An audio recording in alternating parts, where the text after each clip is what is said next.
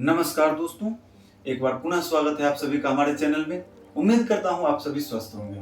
आज का हमारा विषय है उच्च रक्तचाप। तो आज हम डिटेल में बात करने वाले हैं उच्च रक्तचाप के बारे में कि ये क्यों होता है, इसके दुष्परिणाम क्या है, इसमें क्या खाना है, क्या नहीं खाना है, योग द्वारा इसे कैसे नियंत्रण में किया जा सकता है। तो वीडियो को मिस मत कीजिएगा और उससे पहले यदि आप हमारे चैनल पर पहली बार आए हैं तो वीडियो को लाइक और चैनल को सब्सक्राइब करके अपना सहयोग देना ना भूलें। तो हम बिना रुके बात करते हैं कि इसके कारण।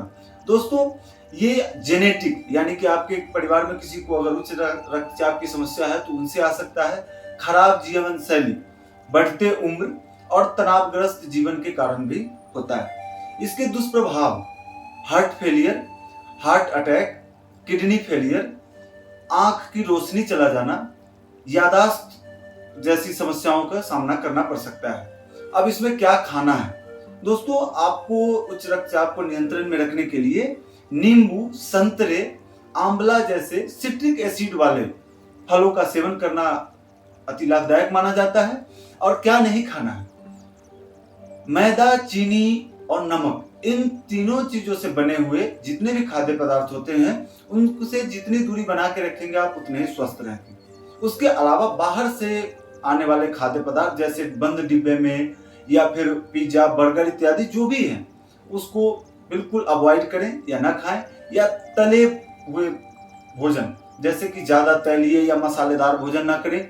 इसके अलावा आप मदिरा और धूम्रपान का सेवन भी ना करें। तो अब हम इसके बारे में चलते हैं। आसन एवं प्राणायाम द्वारा हम कैसे रक्तचाप को नियंत्रित कर सकते हैं। तो सबसे पहले मैं आपको बताऊंगा योगासन, उसके पश्चात प्राणायाम।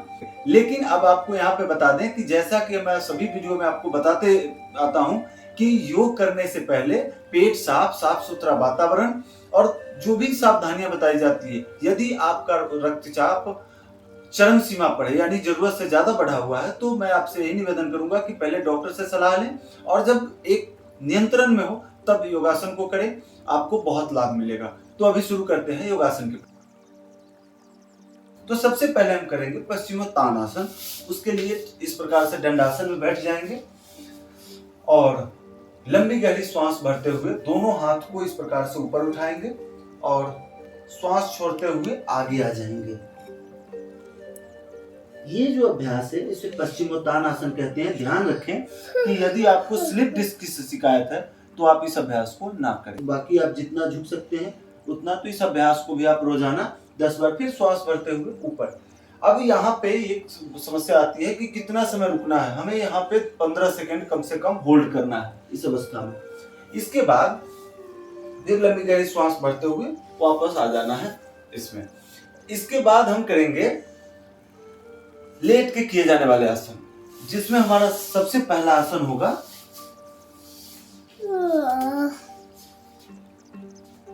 सेतुबंध आसन। सेतुबंध आसन के लिए ये आप जान लीजिए कि ये कमर दर्द के लिए, अगर आपको स्लिप डिस्क भी है तो भी आप कर सकते हैं, लेकिन ध्यान रहे कि अत्यधिक गंभीर ना हो।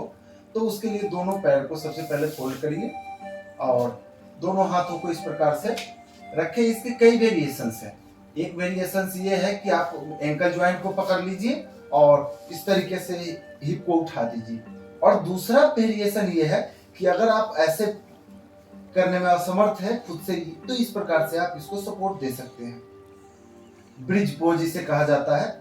तो यह है सेतुबंध आसन। इसके फायदे कि ये उच्च रक्तचाप में तो फायदा करता ही करता है, साथ में आपके कमर दर्द में भी बहुत आराम देता है। तो इसको भी आप शुरुआत में कम से कम 10 बार करें, फिर धीरे धीरे आप इसको बढ़ा सकते हैं। 1 सप्ताह 10 दिन करने के बाद इसको आप धीरे धीरे बढ़ा सकते हैं। अगला अभ्यास है हमारा पवन मुक्तासन। पवन मुक्तासन 2 प्रकार से किया जाता है। पहले एक एक पैर से, फिर दोनों पैर से साथ में। तो मैं एक एक पैर से एक एक बार करके दिखाता हूँ। इस प्रकार से फोल्ड करिए और दोनों अंगुलियों को इस प्रकार से जकड़ के इस प्रकार से पकड़िए। लंबी गहरी श्वास भरें और श्वास छोड़ते हुए घुटने से टच करें चिन को। यहाँ पे 15 से 20 सेकंड होल्ड करिए और फिर धीरे धीरे श्वास भरते हुए नीचे आ जाइए। इस प्रकार से एक पैर से 10 बार करिए शुरुआत में और फिर पैर की बदली। यहाँ पे आप फिर से सेम दाहिने पैर को भी इस प्रकार से ग्रिप करेंगे और श्वास छोड़ते हुए।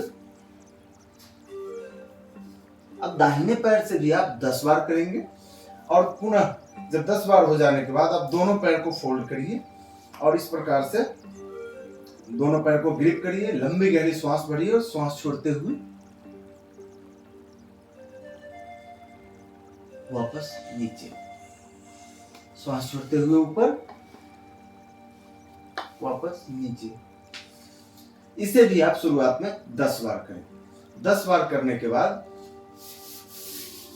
कुछ समय शवासन में लेट जाएं। यहाँ पर कुछ समय शवासन में लेटने के बाद जब आपकी श्वासों की गति सामान्य हो जाए, फिर दोनों पैर को मिलाइए, दोनों हाथ कमर के बगल में। अब हम यहाँ से करेंगे विपरीत करनी मुद्रा। तो सबसे पहले पैर को 90 डिग्री उठाएंगे और फिर धीरे धीरे। अब यहाँ पे एक बात इस अभ्यास में ध्यान देंगे आप कि ये पोस्चर ध्यान से देख लीजिए। आपको ठीक इस तरीके से पोस्चर बनाना है। अगर आप नहीं कर सकते ऐसे तो आप दीवार का सहारा ले सकते हैं, ठीक है, दीवार में लगा के भी आप कर सकते हैं, लेकिन इसको करिए। ये आपको थायराइड में भी बहुत फायदा करता है, साथ में ये रक्त संचार को नियंत्रित करने में यानी ब्लड प्रेशर को नियंत्रित करने में बहुत मदद करता है। फिर धीरे धीरे इसको भी आप 15 से 20 सेकंड ऊपर होल्ड करें, फिर आप धीरे धीरे इस प्रकार से डाउन आ जाए। इसको भी आप रोजाना 10 बार करें शुरुआत में। ध्यान दें कि आपको बहुत अधिक रक्तचाप की अवस्था में नहीं करना है, क्योंकि इससे ब्रेन के ऊपर ज्यादा प्रेशर पड़ता है। तो जब अगर गंभीर रूप में है तो पहले उसको डॉक्टर से सलाह लें, इसके बाद करें। अब यहाँ से हम क्या करेंगे, फिर 1-2 लंबी गहरी श्वास लेंगे और श्वासों की गति को सामान्य करेंगे। इसके बाद हम बाएं करवट लेकर उस पर बैठ जाएंगे अगले अभ्यास के लिए। और अगला अभ्यास हम करेंगे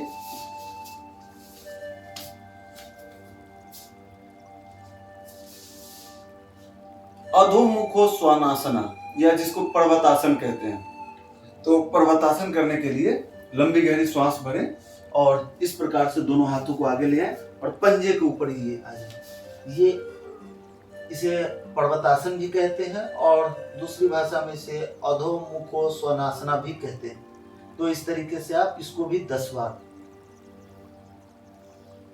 भी उल्टा भी के शेप में बॉडी को बनाना है। तो आप देख लीजिए पोस्चर इस प्रकार से, फिर वापस नीचे आ जाएं। और अब ये 10 बार हो जाने के बाद हम अगला अभ्यास करेंगे शशांक आसन या बालासन भी कहते हैं।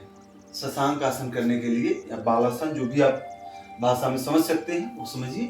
पहली लंबी गहरी श्वास भरेंगे और श्वास छोड़ते हुए आगे की तरफ इस प्रकार से चीनी को जमीन, कपाल को जमीन पर रखिए और इस प्रकार से श्वासों की गति सामान्य। यहाँ पे कुछ समय हम बने रहेंगे।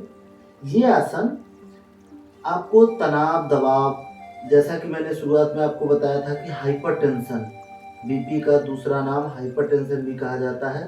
तो ये हाइपरटेंशन के लिए बहुत ही लाभदायक अभ्यास है।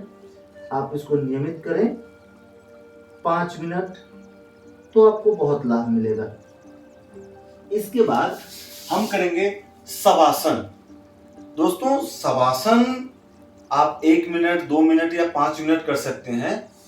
उस शवासन के बहुत फायदे हैं, खास करके हाइपरटेंशन जैसी समस्याओं में शवासन का एक अत्यधिक लाभ है। यहाँ पर मैं एक बात आपको बताना चाहता हूँ कि यदि आप 20 मिनट तक रोजाना शवासन करते हैं तो आपको मानसिक शांति मिलेगी। लेकिन अब मैं आपको एक और खास बात बताने जा रहा हूँ कि शवासन के साथ साथ आप योग निद्रा का अभ्यास कीजिए। यानी शवासन में ही आप मोबाइल में, यूट्यूब में, हमारे चैनल में वीडियो उपलब्ध है, तो आप ईयरफोन लगाइए और एक मध्यम साउंड में और आराम से लेट जाइए शवासन में और उसको सुनते हुए फॉलो करते जाइए।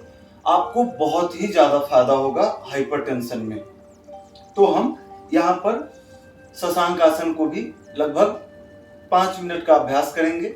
जैसे जैसे आपका बढ़ते जाता है, जब आपको शांति महसूस हो सकती है, क्योंकि इसमें कोई प्रेशर नहीं पड़ता, तो आप कर सकते हैं। बाकी आप गिनती करने के लिए मैं बता दूं कि 10 बार जाइए, 30 सेकंड रुकिए, फिर वापस आ जाइए, तो फिर वो रेस्ट नहीं होगा। उसमें हमारा क्या होगा, हम रिलैक्स करने के लिए कर रहे हैं, तो हमें रिलैक्स करना है। इसके बाद अगला हम करेंगे प्राणायाम। दोस्तों, हाइपरटेंशन या उच्च रक्तचाप में 3 सबसे महत्वपूर्ण प्राणायाम बताए गए हैं, यानी लाभदायक प्राणायाम बताए गए हैं। जैसे सबसे पहला है हमारा नाड़ी शोधन, जिसे अनुलोम विलोम के रूप में भी जाना जाता है। अगर इसके बारे में आपको विशेष जानकारी चाहिए तो आप हमारे चैनल में वीडियो है, आप अनुलोम विलोम या नाड़ी शोधन आप देख सकते हैं उसको। तो हम यहाँ पे करेंगे नाड़ी शोधन 5 से 7 मिनट। तो इस प्रकार से सबसे पहले बायां हाथ ज्ञान या चिन्ह मुद्रा में, दाहिने हाथ को इस प्रकार से रखें, 2 उंगलियों से अपने दोनों भौहों के मध्य में, यानी त्रिनेत्र के स्थान पर, और दाहिने से अंगूठे से दाहिने तरफ और इन दोनों उंगलियों से बाएं तरफ बंद करेंगे। अब यहाँ से हम सबसे पहले दाहिने से बंद करेंगे। ध्यान रखें कि प्राणायाम के लिए आपकी मेरुदंड सीधे होनी चाहिए और आंखें बंद करके प्राणायाम करें तो ज्यादा फायदा है। सजगता चेतना श्वास प्रश्वास के ऊपर। अब यहाँ से हम बाएं से श्वास लिए, 5 से 7 सेकंड में हमने श्वास लिया और 5 से 7 सेकंड रोका और फिर 5 से 7 सेकंड में हमने बाहर कर दिया, यानी 1:1। अब यहाँ पे मैं इस चक्र को पूरा करता हूं, यानी बाएं से लिया दाहिने से छोड़ा, दाहिने से लिया बाएं से छोड़ा, ये एक चक्र हो गया। आप ध्यान दीजिए कि जब भी प्राणायाम का अभ्यास करते हैं तो चक्र को बीच में ना छोड़े, यानी अधूरा ना छोड़े, बाएं से एक्सहेल करके ही अनुलोम विलोम को पूरा करें। या आप जितना राउंड करना चाहते हैं, 5 मिनट 7 मिनट आप आसानी से कर सकते हैं। अगला अभ्यास है हमारा, यानी अगला जो प्राणायाम है वो है भ्रामरी। भ्रामरी 2 प्रकार से किया जाता है, इसका भी वीडियो, एक डिटेल वीडियो हमारे चैनल में उपलब्ध है, तो भी आप देख सकते हैं। अभी मैं करके दिखाता हूँ। भ्रामरी 2 प्रकार से किया जाता है, एक सन्मुखी मुद्रा में और एक नॉर्मल। नॉर्मल के लिए इस प्रकार से अंगूठा अंदर करके मुट्ठी बंद करें और दोनों कान के टिप के ऊपर इस प्रकार से लगाएं, आंखों को बंद करें, लंबी गहरी श्वास भरें और भंवरे की गुंजन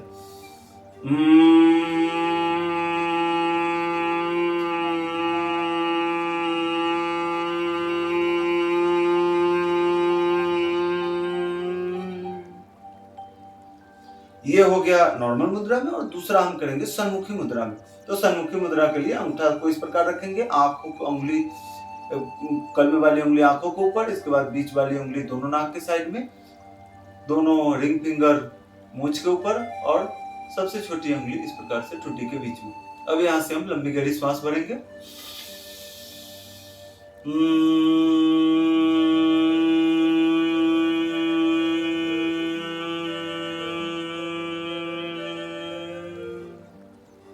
दोस्तों, प्राणायाम में जो सन्मुखी मुद्रा है, यानी कहने का अर्थ है कि मुद्रा का एक अलग ही लाभ है योग में, तो मुद्रा के साथ करें या आपको जैसे सुविधा लगता है। इस प्राणायाम को भी आप 5 से 7 मिनट रोजाना करें।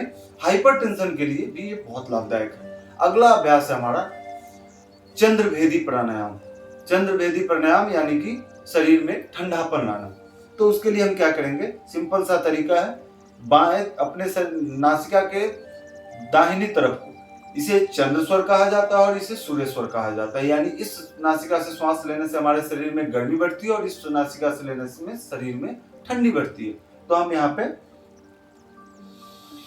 बाएं से लेंगे और दाहिने से छोड़ेंगे। ठीक उसी प्रकार से 5 सेकंड में लेना, 5 सेकंड रोकना और 5 सेकंड में छोड़ना। फिर वापस हम बाएं से ही श्वास लेंगे और दाहिने से छोड़ेंगे। इसको भी आप 5 से 7 मिनट रोजाना कर सकते हैं। इसके अलावा यदि आपको इंस्टेंट, इसके अलावा भी आप कर सकते हैं कूलिंग, जैसे कि शीतली शीतकारी प्राणायाम भी उच्च रक्तचाप के लिए बहुत लाभदायक है। तो ध्यान दीजिए, यहाँ पर जो भी मैंने अभ्यास आपको बताए हैं ये सब उच्च रक्तचाप के लिए है या हाइपरटेंशन के लिए है, लेकिन इसके अन्य लाभ भी आपको मिलेंगे, क्योंकि एक आसन के केवल एक ही बेनिफिट नहीं होते, इसके कई बेनिफिट हो सकते हैं। पूरे शरीर को बेनिफिट होता है। कुछ ऐसे आसन है जिसके, और ये जो मैंने बताए हैं मुख्य मुख्य आसन है, और भी कई बहुत सारे आसन है जिससे कि आपको उच्च रक्तचाप में फायदा मिलता है। तो इन चीजों को ध्यान में रखें। ये अभी यहाँ पे एक खास बात कि यदि आप किसी गंभीर समस्या से पीड़ित हैं तो पहले डॉक्टर से सलाह लें, फिर आप इन अभ्यासों को करें। क्योंकि हो सकता है कि योग जितना बेनिफिशियली है, यानी जितना लाभदायक है, अगर गलत तरीके से किया जाए तो उतना ही नुकसानदायक भी साबित हो सकता है। इसीलिए पूरे ध्यान से करें, यानी सतर्कता से करें। तो उम्मीद है कि जानकारी अच्छी लगी होगी। यदि जानकारी अच्छी लगी होगी तो मैं आपसे एक विनती करूंगा कि अपना सहयोग जरूर दें, वीडियो को लाइक, शेयर, चैनल को सब्सक्राइब करके। धन्यवाद। जय हिंद, जय भारत। मिलते हैं एक नए वीडियो के साथ।